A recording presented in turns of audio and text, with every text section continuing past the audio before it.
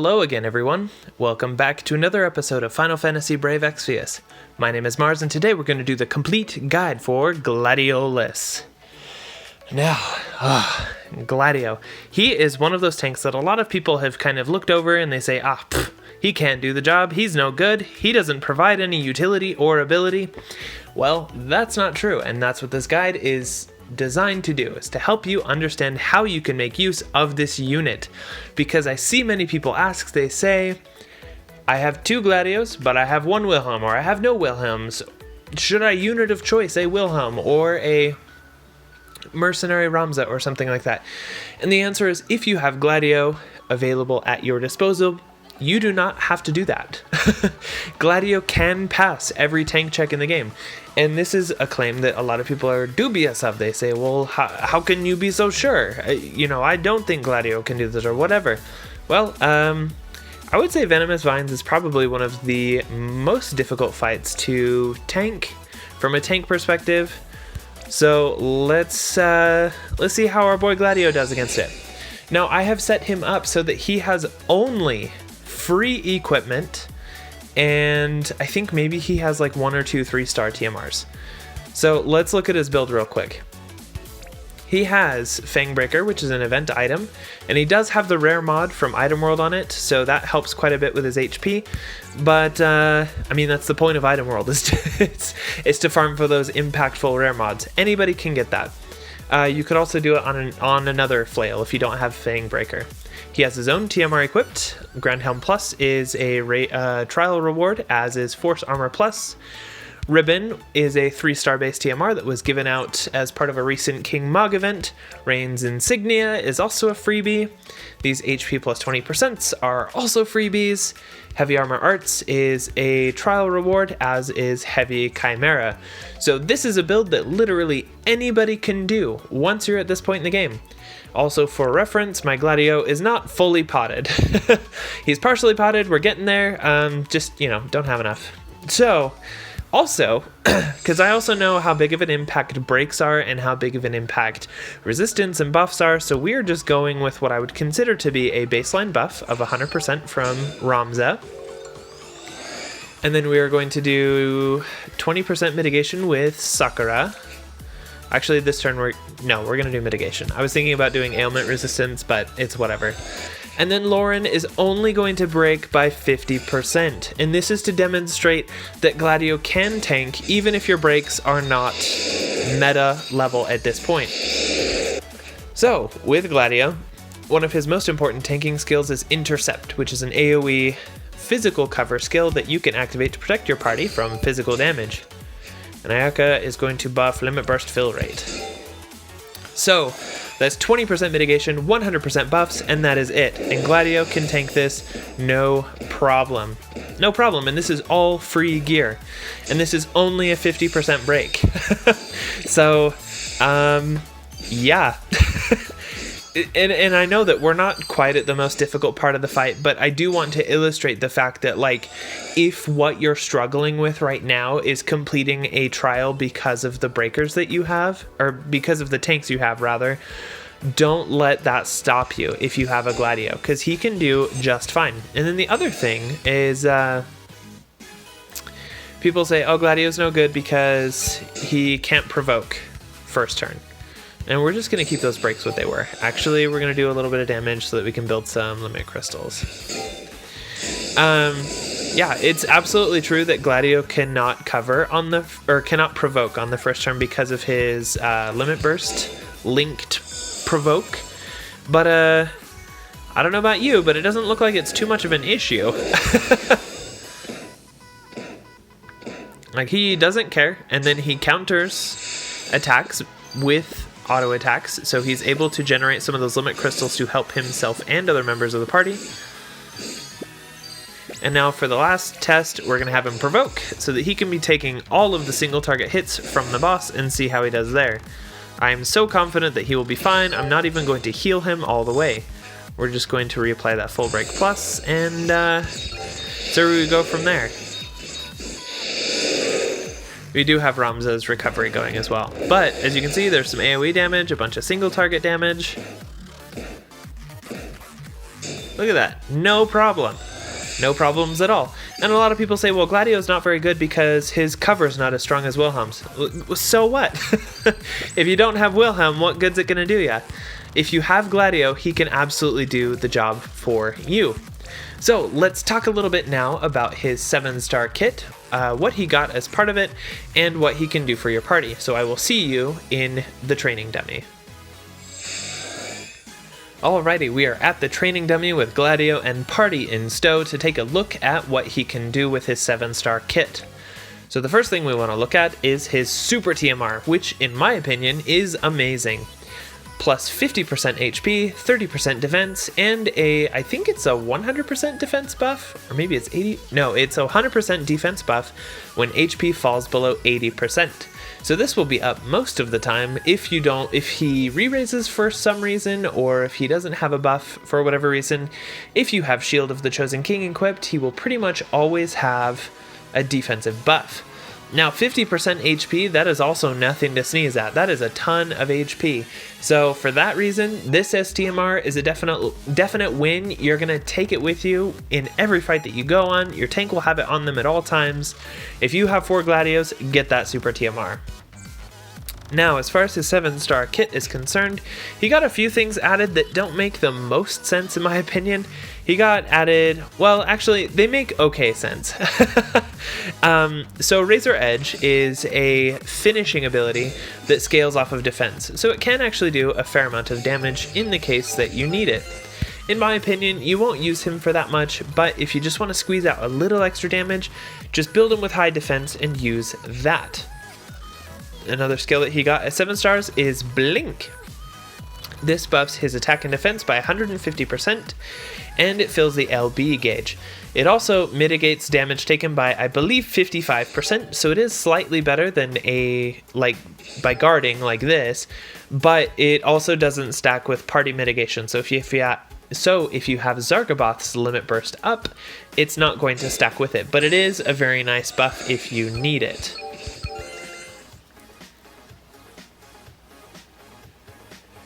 Now Gladio did get a cooldown skill that we can't get to this turn, so we're going to talk about his limit burst first.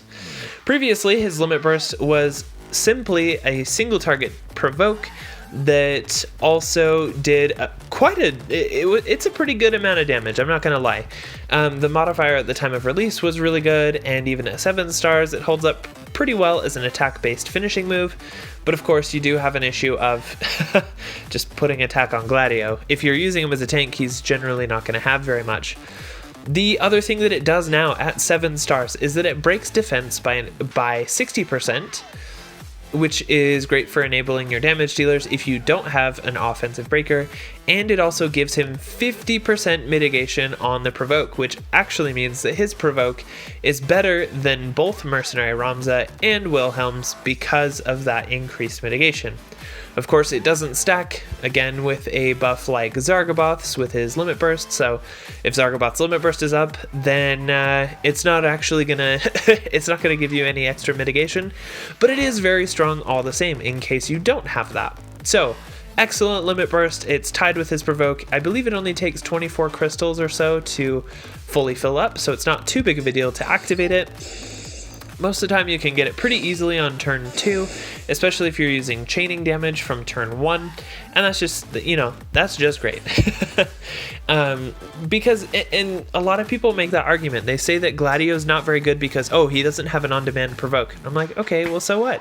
Literally name any fight in the game where you have to have a provoke on the first turn. Like, there are 0 of them, and if you want, you can leave in the comments. You can tell me, hey, Mars, you're totally off base. You have to have a provoke on the first turn for this fight. And I don't agree with that. There's not one, because you can always work around pretty much any mechanic of the fight in any number of alternative ways. So the last ability that Gladio got is Maelstrom, which is a very exciting cooldown skill that actually doesn't do a lot for you. It damages all enemies, it reduces damage taken for self, and enables Dual Master for 1 turn. So this is if you, for whatever reason, decide to build Gladio as an attack-based damage dealer. Because this ability, Dual Master, which I have to get some MP for because he's almost out. Let's get some of that tasty MP in there. Duel Master is ridiculous. It's an 18 times modifier ability, which to my knowledge, no chainer has anything that gets close to that. I think CG Laswell is the closest at having like a 13 times modifier with his Absolute Mirror of Tranquility or whatever it is. So it does a ton of damage. It doesn't look it on the dummy here because I'm not built with attack. But if you watched my Gladio Tour of Destruction, you definitely saw this move in action, and you saw that 2 Gladios chaining it together one-shotted the Iron Giant, who is resistant to physical damage. So I feel like that that says it all about that skill. Now we're going to go back in again real quick to take a look at his passive abilities, which I probably could have done from that menu, but I'm not thinking real clear right now, so that's just fine. So, as far as other things that he gets at 7 stars, Gladio does get a few passive upgrades, especially with his Trustmaster reward equipped. He gets 20% HP and Spirit, plus 40% defense. It also gives him a chance to counter damage with personal healing, and it upgrades his limit burst. So, all in all, this is a great Trustmaster passive. I definitely recommend keeping Zedric equipped to him at all times, unless you absolutely have to equip something else. So very, very good. I believe he also got a new Blade Master, which increases attack, defense, and spirit by 20%, increases the damage of some of his abilities and his LB fill rate, and boosts attack by 200% when equipped with Genji Blade. So this one's a little bit of a mixed bag. The defense and spirit is obviously super nice, and the boost on damage and LB fill rate is nice, but 200% with a Genji Blade, that's like super random. I believe Gilgamesh Kai, or Scorn of Gilgamesh, or whatever, Gilgamesh Reborn, the hard version of Gilgamesh, that should be coming soon to the game. I believe it is the next trial that we should be getting, so we may be able to get this passive with Genji Blade Plus if that's the reward from that. So interesting to take note of. That is a ton of attack linked to just one weapon, so if you did want to build him attack, it is super easy to just throw that Genji Blade on there, and now your Gladio has 200% attack. So that's probably mostly useful for newer players who are still trying to pass basic damage checks with their units. So if that sounds like you, Genji Blade is a good option to equip to him. So other than that, I think that's about the gist of it at a 7-star kit. So as far as how do you use him, because most people say like, well, you know, most people, the issue that they take with him is that he can't provoke on turn 1 and his cover's not that good. Well, an important thing to keep in mind is that Gladio doesn't have his enhancements yet. And in the JP version of the game, Gladio got his intercept enhanced so that it was on par with Wilhelm and Mercenary Ramza's physical covers. So if there's anybody who's saying, oh, well, his mitigation's not real good or it's not good enough or whatever, it's currently not true, and it will continue to not be true once he gets his enhancements. So that's a big deal. If you're using 7-star Gladio, keep your eyes peeled for those ability awakenings and awaken intercept. You won't regret it. It's super good. Royal Guard is one of his abilities that confuses a lot of people, and that, in my opinion, is kind of a mixed bag ability. A lot of times I would use another unit to provoke, and then I would use Royal Guard on that unit, so Gladio was covering that unit, and he would take like negative damage. His damage reduction was so stinking high. So in the Japanese version of the game, he gets this ability awakened so that I believe the mitigation goes up to like 75% or maybe even higher than that. The mitigation goes super, super high. So if you have a single high value target that you need to keep alive, this is the skill to do it with. But I'm going to wait and see. I haven't seen any situation where using Royal Guard above Intercept made a fight more useful, at least not yet. And that's something that I can toy with later. Like, if a boss does a ton of hard-hitting single target attacks, then, you know, maybe Royal Guard's a good option. But we'll cross that bridge when we get there. Speaking of his ability awakenings, his large sword mastery was buffed in the Japanese version of the game when he got his ability awakenings. I believe they could awaken it to give plus 100% attack when equipped with a large sword. Right now it's only 50%. I don't really care about this. when ability awakenings come around to Gladio in the GL version of the game, I probably won't touch that. It's probably not worth your time, especially since you can get 200% from Genji Blade alone. Now, I believe the other ability that he gets awakened in the Japanese version is this one. And this is a pretty good passive that currently gives 30% defense HP and spirit when equipped with any kind of shield. In the Japanese version of the game, it was buffed to give 50% of all of those things, and it gives him stop resistance. So that's a good ability awakening. So if I'm talking about like, okay, well, I'm using 7-star Gladio and I want to use him for a long time, I want to keep in mind the ability awakenings to pay attention to. Intercept, you definitely want to do, and King's Shield is strongly recommended you do. You probably can ignore Royal Guard, and you probably can ignore Large Sword Mastery. Of course, awaken them if you like to, and if you can find a way to use them, but that's just my professional opinion on on how to go about ability awakenings. Now, of course, that's barring any global exclusive changes. They may choose to buff him in some way that would merit additional ability awakenings, but for that, we will have to see. Now, I would go to the builder to talk about builds, but there's no reason to. We can just build him right here in the game, because that is much easier in my opinion. So we're going to go back to the main menu, and I will see you there. Alrighty, so as far as building Gladiolus goes, it's pretty straightforward. He is a tank unit, so you're going to want to build him in tanky ways. This, in my opinion, is one of the better budget options that you can go for with him. I literally just have these 20% HPs. They're all trial rewards. It's all raid rewards or like other things like that. Super easy to get. I would say the hardest thing to acquire something like this Fang Breaker that has all of that extra HP on it, but it is something that pretty much anybody can get. Now, if you really want to Hulk this guy out, I think I'm going to keep that weapon on him. Actually, no. I think... Yeah, you ready for this? This is going to be fun. Where is Lilith's TMR? So my Lilith TMR also has that rare mod, plus some defense, plus some spirit, plus demonization, which is more defense and spirit. So now Gladio is super tanky. Grand Helm plus is still the best. And then Imperial Armor is the best. And then I personally use Pirate Jake Rings because I like HP more than I like defense or spirit. So Jake Rings are probably the best. You could do a Saluna Band. That's better for physical damage.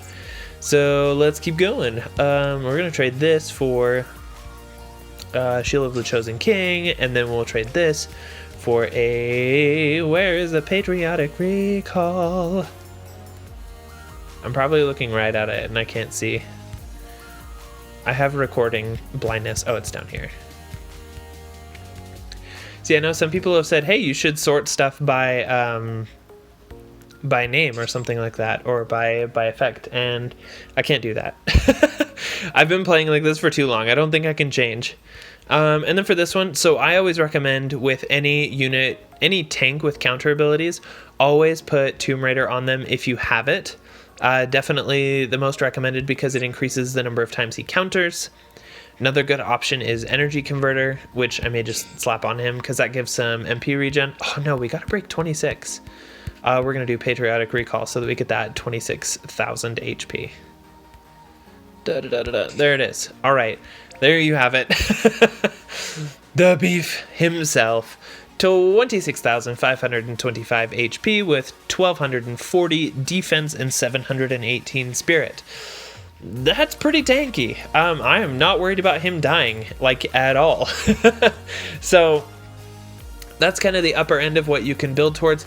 And you will notice that between this, which is 5-star TMRs, limited time TMRs, STMRs, you compare this to the budget build that I just had, and he's only got 6,000 more HP right now. He does have quite a bit more defense, but it's not like it changes the fact that, you know, with a budget build, he can tank all the hardest fights in the game, or with a whale builds, he can tank all the hardest fights in the game.